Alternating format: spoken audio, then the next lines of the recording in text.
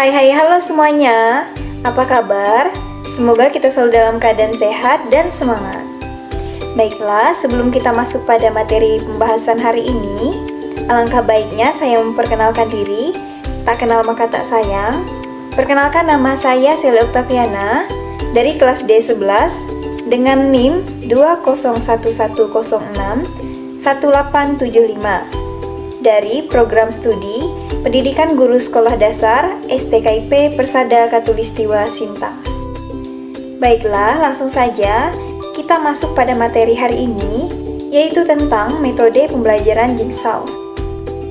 Apa itu metode pembelajaran Jigsaw? Nah, secara umum, pembelajaran Jigsaw ini adalah suatu kegiatan yang dilakukan oleh guru sedemikian rupa sehingga tingkah laku siswa menjadi ke arah yang lebih baik. Nah, metode pembelajaran kooperatif tipe Jigsaw ini adalah pembelajaran di mana siswa belajar dalam kelompok dan bertanggung jawab atas penguasaan materi belajar yang ditugaskan kepadanya, lalu mengajarkan bagian tersebut kepada anggota kelompok lainnya. Pembelajaran Jigsaw ini pertama kali dikembangkan dan diuji cobakan oleh Elliott Aronson dan teman-teman di Universitas Texas. Kemudian diadaptasikan oleh Slavin dan teman-teman di Universitas Johns Hopkins, Athens 2001. Nah, teknik mengajar Jigsaw dikembangkan oleh Aronson et al. Sebagai model cooperative learning. Nah, selanjutnya kita masuk pada langkah-langkah dari pembelajaran Jigsaw ini. Yang pertama, pembelajaran Jigsaw diawali dengan pengenalan topik. Di sini, guru menuliskan topik tersebut di papan tulis dan menanyakan kepada peserta didik apa yang mereka ketahui mengenai topik pembelajaran tersebut. Kegiatan ini dimaksudkan untuk mengaktifkan skema dan struktur kognitif peserta didik agar lebih siap menghadapi kegiatan pembelajaran yang baru. Yang kedua, guru membagi suatu kelas menjadi beberapa kelompok, dan setiap kelompok terdiri dari 4-6 siswa dengan kemampuan yang berbeda. Kelompok ini disebut kelompok asal. Nah, jumlah anggota dalam kelompok asal menyesuaikan dengan jumlah bagian materi pembelajaran yang akan dipelajari siswa, sesuai dengan tujuan pembelajaran yang akan dicapai. Selanjutnya yang ketiga, setelah selesai melakukan diskusi, guru meminta siswa untuk kembali ke kelompok asal dan meminta siswa untuk mempresentasikan topik hasil dari diskusi kelompok ahli secara bergantian kepada anggota kelompok asal. Nah, selanjutnya guru menggilirkan satu kelompok ke kelompok yang lain untuk mengamati proses.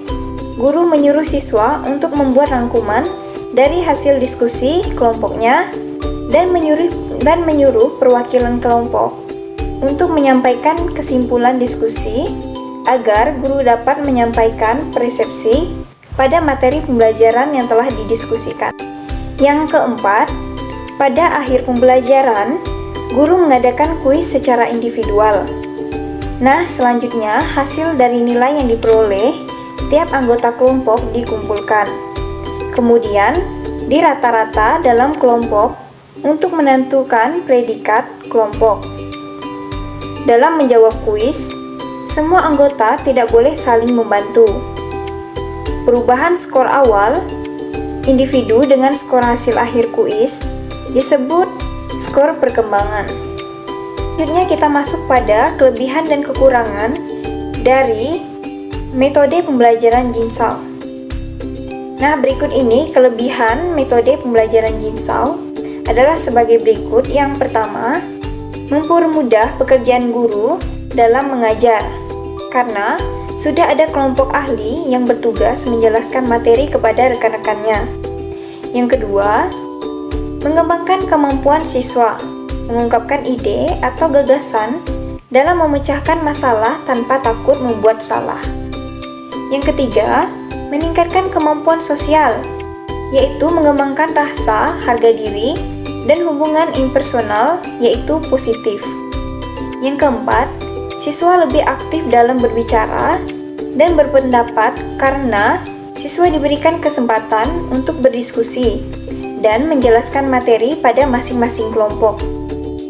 Yang kelima, siswa lebih memahami materi yang diberikan karena pelajaran lebih dalam dan sederhana dengan anggota kelompoknya. Yang keenam, siswa lebih menguasai materi karena mampu mengajarkan materi tersebut kepada teman kelompok belajarnya. Yang ketujuh, siswa diajarkan bagaimana bekerja sama dalam kelompok. Yang kedelapan, materi yang diberikan kepada siswa dapat merata. Yang kesembilan, dalam proses belajar mengajar, siswa saling ketergantungan positif. Nah, berikutnya, adapun kekurangan yang bisa ditemukan dalam pembelajaran tipe Jigsaw ini adalah sebagai berikut. Yang pertama, siswa yang tidak memiliki rasa percaya diri dalam berdiskusi, maka sulit dalam menyampaikan materi pada teman. Yang kedua, siswa yang aktif akan lebih mendominasi diskusi dan cenderung mengontrol jalan diskusinya. Yang ketiga, siswa yang memiliki kemampuan membaca dan berpikir rendah akan mengalami kesulitan untuk menjelaskan materi apabila ditunjukkan sebagai tenaga ahli. Yang keempat, siswa yang cerdas cenderung merasa bosan. Yang kelima, siswa yang tidak terbiasa berkompetisi akan kesulitan untuk mengikuti proses pembelajaran. Yang keenam, penugasan anggota kelompok untuk menjadi tim ahli sering tidak sesuai antara kemampuan dengan kompetensi yang harus dipelajari. Yang ketujuh, keadaan kondisi kelas yang ramai sehingga membuat siswa kurang bisa berkonsentrasi dalam menyampaikan pembelajaran yang didiskusikannya. Yang kedelapan, jika jumlah anggota kelompok yang kurang akan menimbulkan masalah. Misalnya, jika ada anggota yang hanya membonceng dalam menyelesaikan tugas-tugas dan pasif dalam diskusi. Selanjutnya, cara mengatasi kekurangan metode pembelajaran Jigsaw. Yang pertama, guru senantiasa mempelajari teknik-teknik penerapan metode pembelajaran kooperatif di kelas dan menyusunkan dengan materi yang akan diajarkan. Yang kedua, pembagian jumlah siswa yang merata, dalam artian tiap kelas merupakan kelas heterogen. Yang ketiga, pengelompokan dilakukan terlebih dahulu menggunakan kemampuan belajar siswa dalam kelas. Yang keempat, sebelum tim ahli, misalnya ahli materi pelajaran kembali ke kelompok asal yang akan bertugas sebagai tutor sebaya, perlu dilakukan tes penguasaan materi yang menjadi tugas mereka. Yang kelima, materi sebaiknya secara alami dapat dibagi menjadi beberapa bagian materi pembelajaran. Yang keenam, perlu diperhatikan bahwa jika menggunakan Jigsaw untuk belajar materi baru, maka perlu dipersiapkan sesuai tuntutan dan isi materi yang runtun serta cukup sehingga tujuan pembelajaran dapat tercapai. Yang ketujuh, meningkatkan sarana pendukung pembelajaran terutama buku sumber. Yang kedelapan, mensosialisasikan kepada siswa akan pentingnya sistem teknologi dan informasi dapat mendukung proses pembelajaran. Yang kesembilan, diadakan sosialisasi dari pihak terkait dengan teknik pembelajaran kooperatif tipe Jigsaw. Yang kesepuluh, untuk menginspirasi masalah, siswa yang aktif akan lebih mendominasi diskusi ini. Maka harus benar-benar memperhatikan jalannya diskusi. Nah, guru harus menekankan agar para anggota kelompok menyimak terlebih dahulu pembelajaran dari tenaga ahli. Kemudian baru mengajukan pertanyaan apabila tidak mengerti. Selanjutnya, contoh penerapan metode pembelajaran Jigsaw. Yang pertama-tama, guru biasanya membuka pembelajaran dengan berdoa kepada Tuhan Yang Maha Esa agar diberikan kemudahan dan kelancaran dalam proses belajar mengajar kali ini. Setelah itu, guru memotivasi mengenai pentingnya mengikuti pembelajaran kali ini. Kedua, guru akan membagi siswa dalam suatu kelompok menjadi beberapa kelompok asal dan dilanjutkan ke kelompok ahli. Nah, setiap anggota dari kelompok asal akan mempelajari materi berbentuk modul di kelompok ahli. Akan terbagi beberapa kelompok ahli sesuai dengan subtopik yang dipelajari. Nah, setiap kelompok ahli akan mempresentasikan subtopik yang didapatkan ke dalam kelas. Jadi, dalam kelompok ahli, siswa akan belajar presentasi di depan kelas.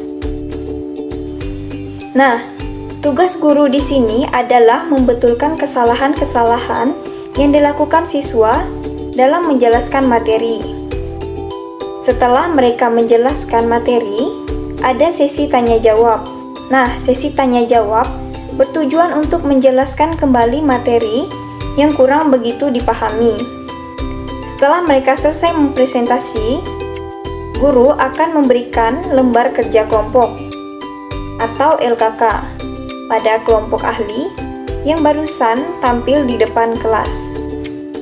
Yang ketiga, nantinya setiap individu dari kelompok ahli akan menjelaskan kembali materinya di kelompok asal mereka.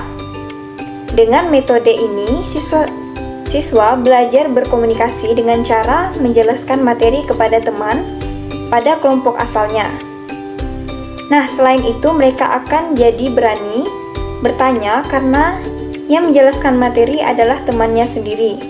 Sehingga dengan metode ini, siswa lebih jadi aktif dalam pembelajaran. Yang keempat, guru akan memberikan tugas individu kepada seluruh siswa di kelompok asal. Nah, hal ini bertujuan untuk menilai keberhasilan dalam proses pembelajaran kali ini. Dan terakhir, sebagai penutup pelajaran, guru akan menunjukkan salah satu siswa untuk mereview atau menyimpulkan materi apa saja yang telah didapatkan pada pembelajaran kali ini. Baiklah, sekian dari pembahasan materi kali ini. Mohon maaf jika ada salah kata. Sekian dari saya, terima kasih.